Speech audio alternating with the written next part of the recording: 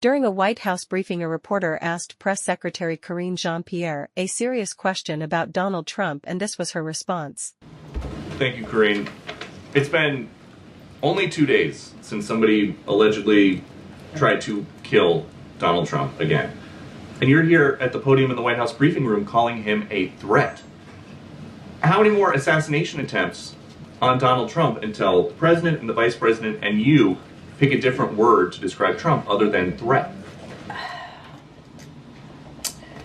Peter, if anything from this administration, I actually completely disagree with the premise of your question, the question that you're asking.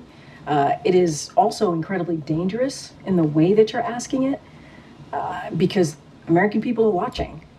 And to say that from an administration who has consistently condemned political violence, from an administration where the president called the former president and was thankful, grateful that he was okay, from an administration who has called out January 6th, called out the attack of Paul Pelosi, called out and said we need to lower the temperature after the Butler incident.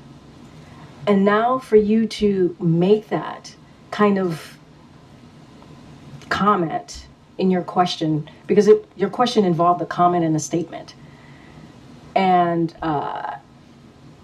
it is, that is also incredibly dangerous. When we have been very clear in condemning political violence from here, what I have said about the president, the former president, about January 6th is facts.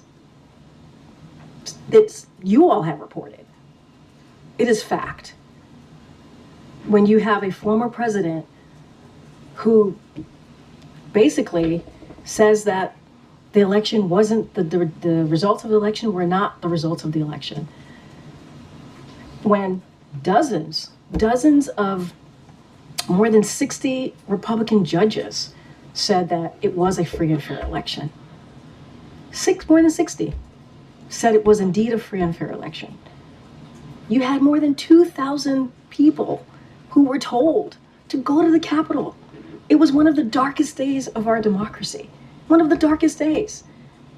There were people law enforcement officers who died because of what happened at the Capitol.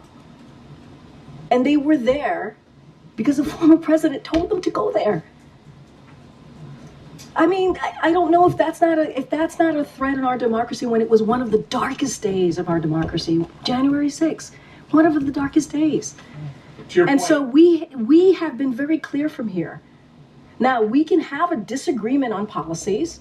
We can, on issues. That is what we should do.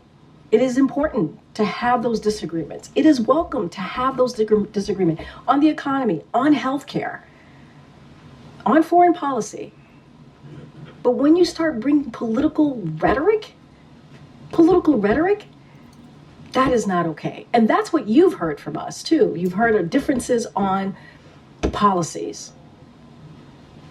But to your point, there are people watching at home who might miss the part where you say, let's lower the temperature, and there are mentally unstable people who are attempting to kill political candidates, attempting to kill Donald Trump, and they are still hearing this White House refer to him as a threat. Is there no concern that people are taking that literally? We're using examples. We're not just saying that just to say it. January 6th, Peter. January 6th. Wait, January 6th. How many times do we have to? January 6th, 2021. That is a fact. What was reported that happened on that day by some of your colleagues.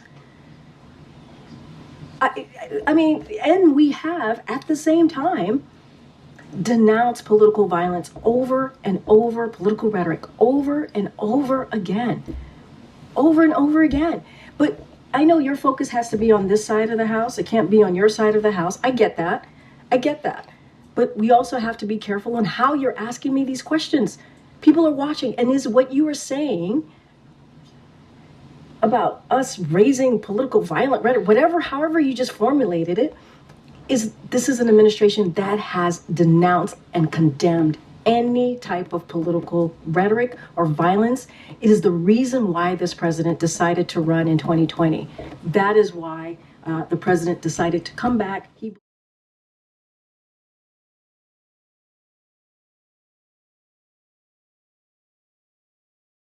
Thanks for watching. Don't forget to subscribe to Scorpio, I am her, and hit that notification bell to be notified of my next videos.